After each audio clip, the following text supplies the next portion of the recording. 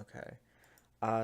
So as for my user code, I'll just go through that through the scene. Terrain I'm going to talk about later. Visualizer I'll talk about later. Skybox. Okay. So I created a skybox game object. Um, so all it is just well, it's a skybox. It's a cube which is inverted so that the textures face inward. Um, so to actually get the skybox in, because I have access to my graphic stuff, I created a pre-made skybox model. Where is that? Create unit box square. Create unit. Yeah. So it's just the same thing as the unit cube, except its triangles are reversed um, to create the skybox effect. Um, so yeah,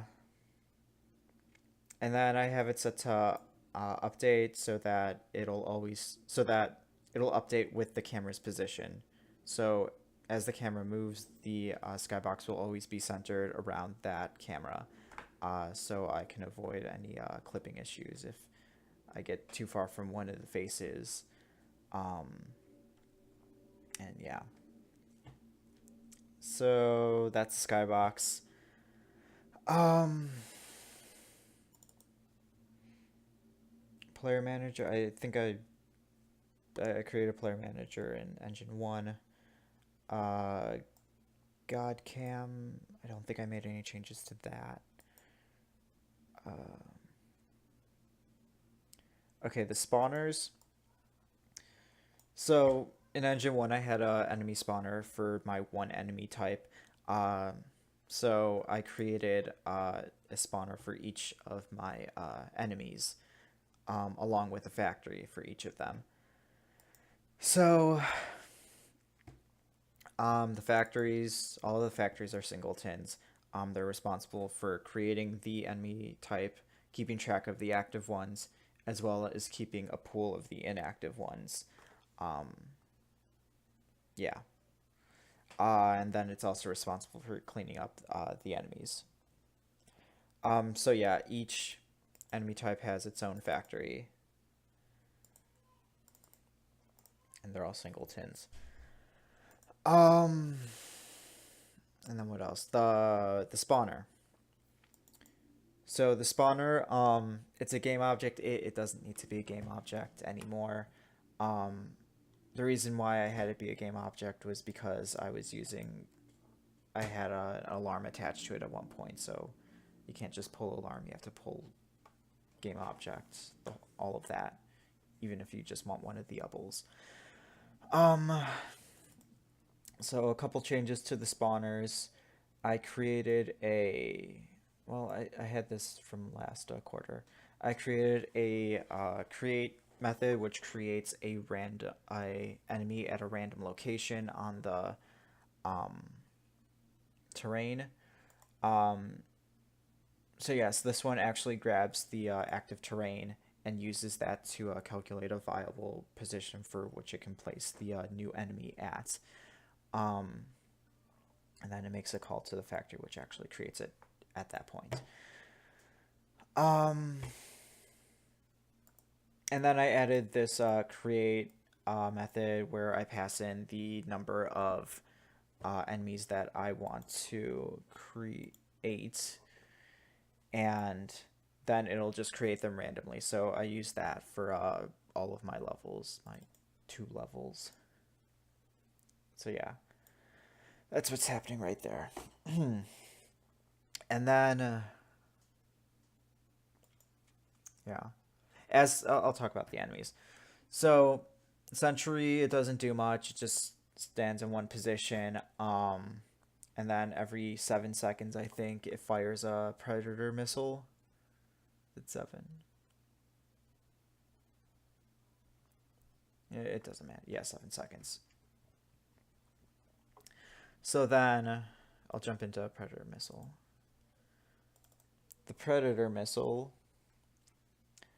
Um, when it's created, it sets its alarms. When the alarm is its lifetime, so after 7 seconds, it kills itself. Um, this alarm 1 that is used for a particle effect. Um, so yeah, every zero point 0.2 seconds, I create a trail particle emitter. Um, as I'll mention in my particle video, how this is happening, and yeah. So yeah, it creates that every 0.2 seconds. Um, as for its movement, um, so it starts out in a launch state, so it'll just move straight up for a couple seconds until it's, and I'm applying a gravitational force on it. So after its upwards velocity is 0, it'll stop, and then it'll switch into the actual player follow, whatchamacallit, state, I guess. I mean, it's not a state, but it's just if else. Um, so yeah, so the player follow state, um, I didn't want it to just go like straight to the player. I want it to have like that the bullet has to turn over a series of a couple frames until it's actually like facing the player. So like it has a turn radius. It doesn't just go straight towards the player, because then it would almost always hit the player. So to do that, I get the vector between the missile and the player. I use that as my target vector, and then I have my forward vector. Okay. Okay, yeah, so the forward is, um, this forward is my target vector, but I think I call it, yeah, I call it by its proper name in the reorient rotation. Okay.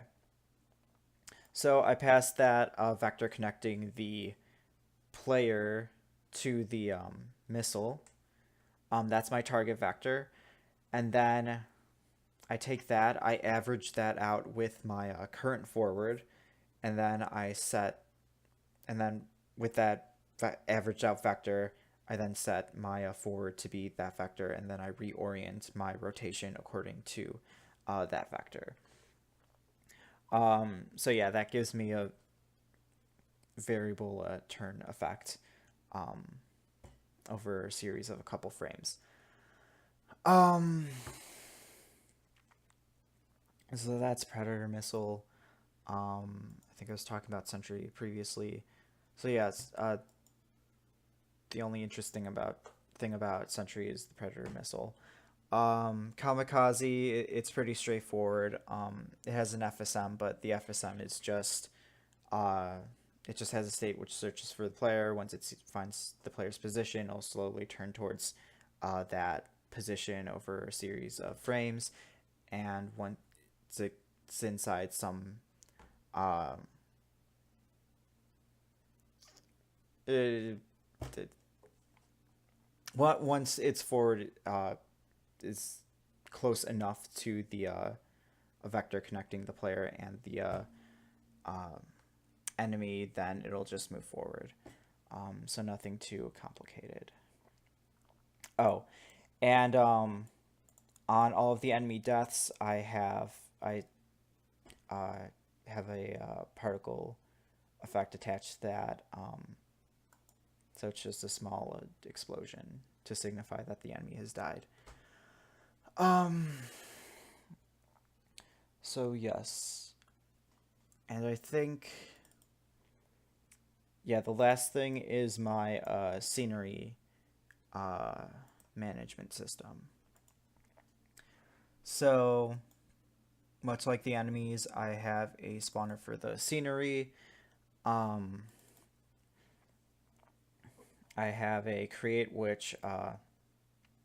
take a which will place a one of my scenery objects on the terrain at a random location.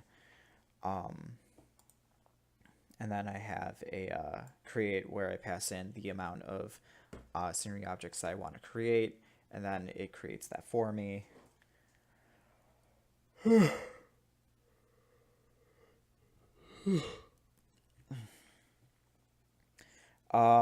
And the two, so I have the barrel and the tree.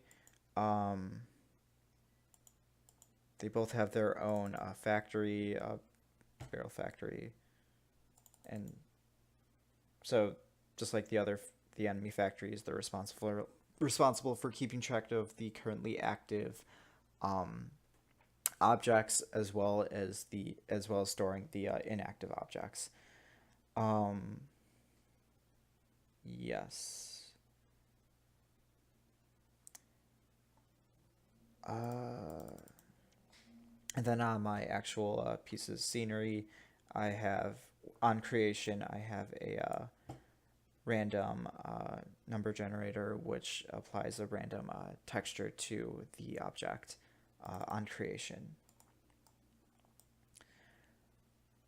And yeah, I believe that's all of my user code. Okay.